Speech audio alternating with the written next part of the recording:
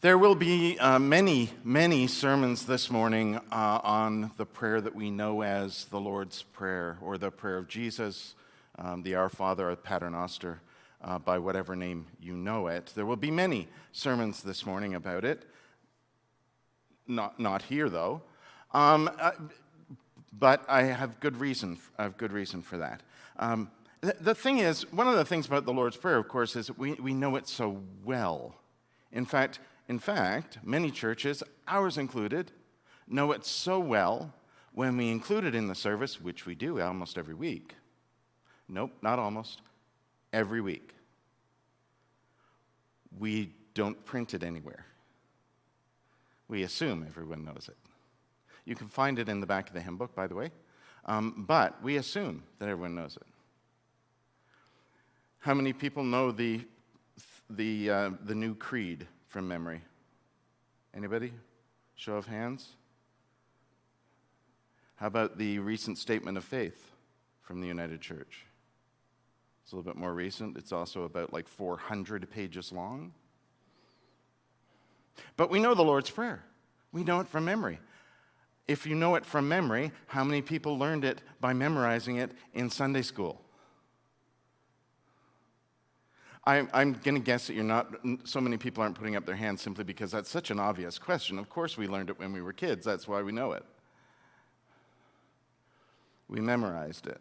And so, let me just say, one of the reasons I don't want to talk about the Lord's Prayer today particularly is that I think it needs more talk than simply one sermon. It needs many. So wait for the fall. It's coming. It needs many. Because one of the things about the Lord's Prayer is I think we know it so well we don't know it, if you know what I'm saying. And I think that's actually Luke's point. There's a bit of a debate, by the way, as to which one of these was first, Matthew or Luke. Which version was first? The version that we know of the Lord's Prayer comes from the Gospel of Matthew. But Luke includes it. I think Luke quite specifically includes it, not for the text itself, but for the meaning and the purpose. That's why I think, whereas Matthew puts it in that great monument, which is the Sermon on the Mount, Luke puts it in the context of someone saying, teach us to pray. Just like John taught his disciples, teach us to pray. And I think then Jesus went, okay, like this. And then he said some things. And then, more importantly, he talked about the things that he said. Which, by the way, we should do more regularly. Like I said, wait for the fall. But my first question to people is always, when people know the Lord's Prayer, do you know it? Or have you simply memorized the words? Instantly, at least I'm going to guarantee 75% of you are offended that I even asked the question. And you should be, because I'm questioning whether you actually know the meaning of a fundamental piece of who we are as a religious tradition. The question still stands, however. Do you know what it's all about? When we say it each week, do you say it simply because you know it from memory? Do you engage the meaning of it as you are saying it? Do you find that saying it as a community has power of its own? All of those are good reasons, by the way. They are. In fact, I think Jesus is looking at this and going, well, the Jesus of Matthew is probably going, that's great that you guys still use that. That's some of my best words. I really appreciate that you do. And it's great that you share it together. Do you know what I'm talking about, though, in it? The Jesus of Luke's gospel, I think, is probably going, hey, it's great. It's not that I'm disappointed. It's great that you guys are sharing it together. There's power in that. And it's awesome. It's awesome. The thing is, though, what I was trying to show you was how you might pray. You know, the way John taught his disciples. Not that you should specifically use my exact words. because in the Gospel of Luke, it's maybe not my best stuff. I think the Jesus of the Gospel of Luke would also go on to say, you know, the thing is, too, that the point of saying that was, as you've probably heard me say before in the Gospel of Luke, repeatedly, it's about the meaning, isn't it? It's not just the words. It's not just the show of knowing the words. It's the meaning. What does it say to you? More importantly, what are you saying to God when you pray these words? So you might use, when I say Father, for instance, basically what I mean is introduce your prayer the way you should introduce a prayer with God, which is with the intimacy of knowing God. And then maybe you could acknowledge your respect for God, who God is, what God's about. Then you can get into the stuff, the important stuff where you're asking things. It's just an example, really. Like, I'll give you an example. And then we get these words that we've now memorized.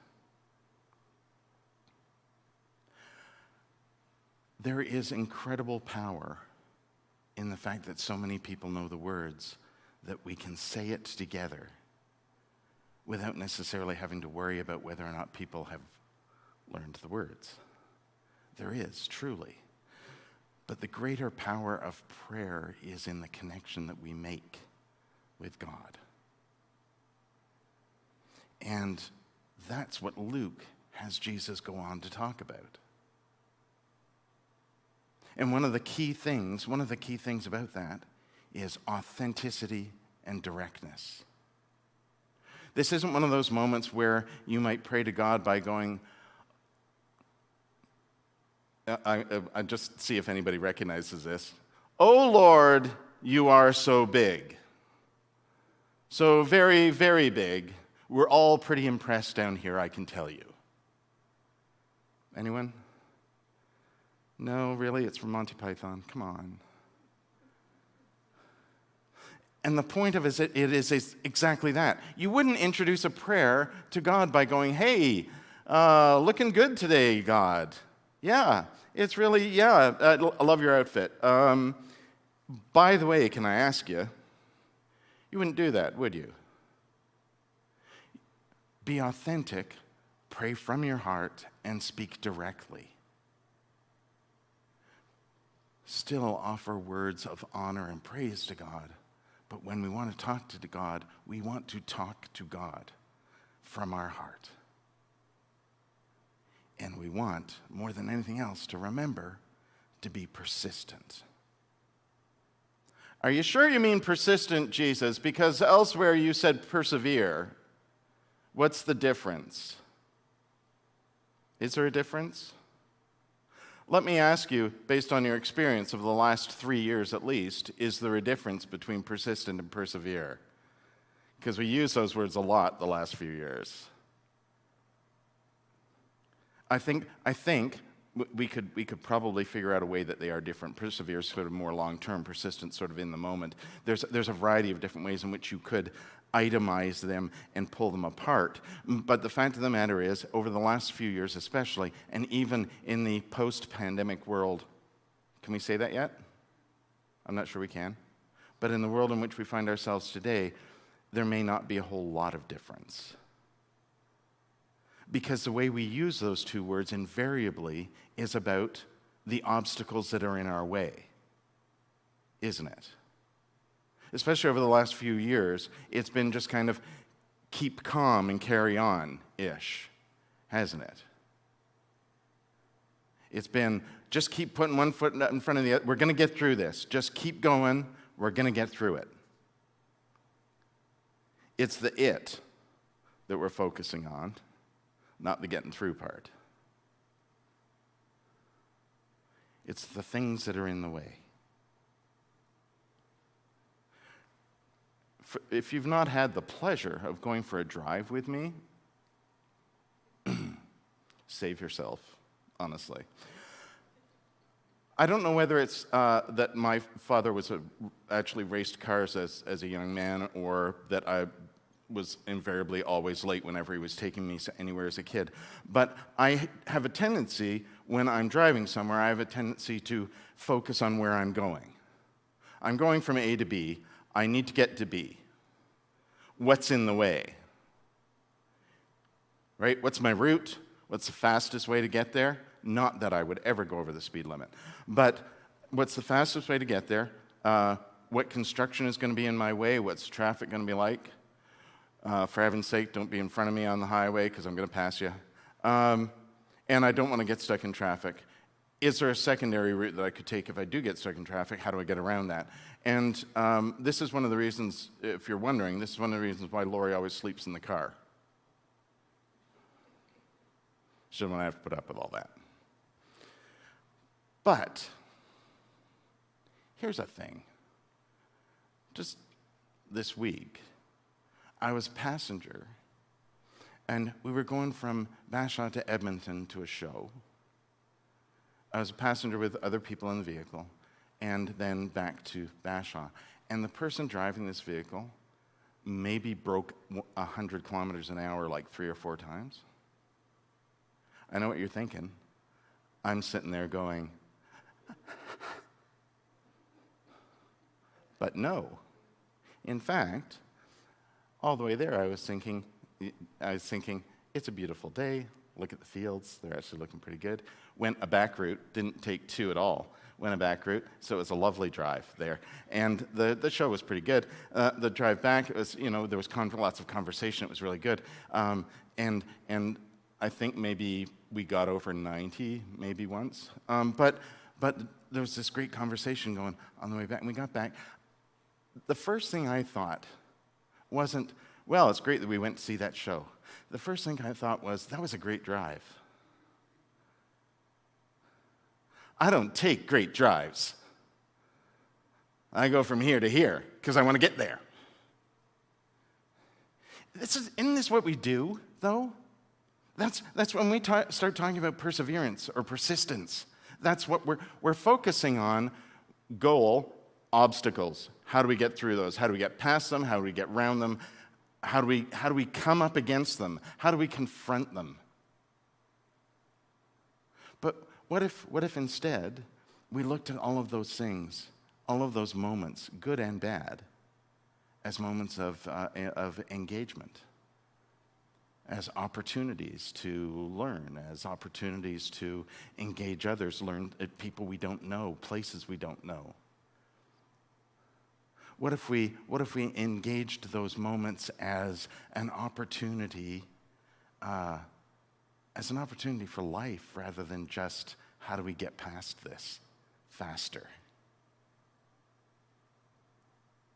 See, I think when Jesus talks about persistence in the Gospel of Luke, and he does it frequently, I think that's what he's talking about. He's not saying, whatever you do, just you're going to run into obstacles and stuff, get through them, get past them, confront them, deal with it, move on.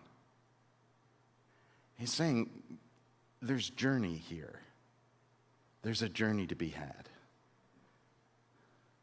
And whether there are moments of frustration because maybe you're not moving fast enough, or maybe there's great moments of conversation or great things to see, even in moments where you're, say, stuck in that traffic on the south side of Edmonton that's not going anywhere, and you realize that the person who is leading you is just completely calm and relaxed about it. It's okay, we're fine. That's what Jesus is talking about when he talks about persistence in prayer. It's not about, God, help me get through this,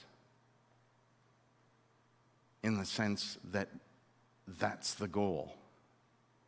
Perhaps a better way to say that is, God, help me experience this. Help me understand this. Help me know this. Even in my moments of hurt or brokenness or grief, be there with me and experience this with me. Be part of what's happening to me. The invitation actually isn't even really an invitation for God to be there with you, because God is. It's an invitation for you.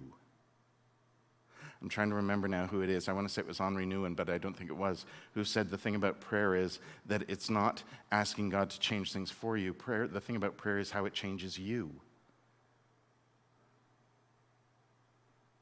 I think that's what Jesus is talking about. He's not saying, ask and get. You'll get exactly what you want. Ask and you will get. The question is what? Well, how will you know unless you engage? Seek and you'll find. Will it be exactly what you're looking for? Maybe eventually, but on the way, think of the amazing things you'll find if you just stop for a moment. And instead of seeing that as an obstacle that you need to just get through, what if you saw it as something a little bit different? Who knows what you'd find? Knock and the door will be open. One of my favorite phrases to not like is when a door closes, when one door closes, God opens another door or a window or whatever version of that saying you know.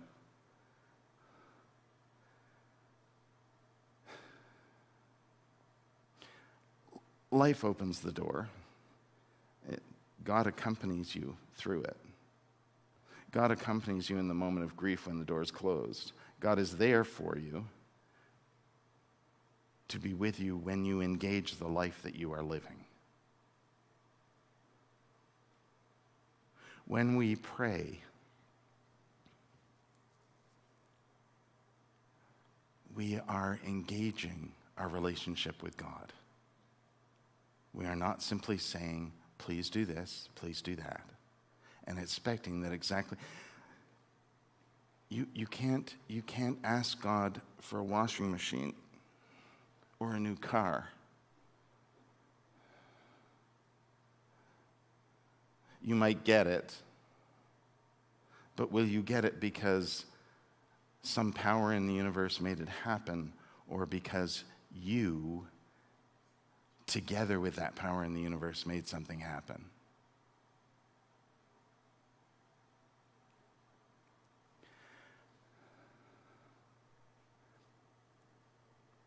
I think that Jesus, at least in the Gospel of Luke, wants to be constantly reminding us to be persistent in our living. And that means engagement. It doesn't mean overcoming obstacles. It doesn't mean driving to a certain goal. It means experiencing the journey with God.